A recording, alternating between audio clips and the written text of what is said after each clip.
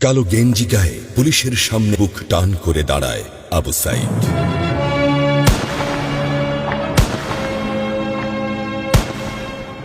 Police তাকে রক্ষা করার বদলে গুলি করে। ঠাস ঠুস কয়েকটা গুলির মধ্যে একটা গুলি লাগে তার কোমরে। খানিকটা ভাঁজ হয়ে যায় শরীর। সম্ভবত সে বুঝতে পারে নাই। ঘাড় ঘুরিয়ে কোমর দেখার চেষ্টা করে একবার, তারপর আবার আগের মতো আবার দুই হাত প্রসারিত করে সিনা টান করে দাঁড়ায়। ডান হাতে ছোট্ট একটা লাঠি।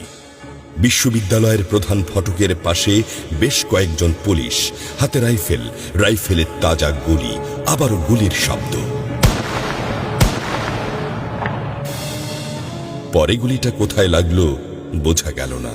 তবে আবু সাইদ টলছে।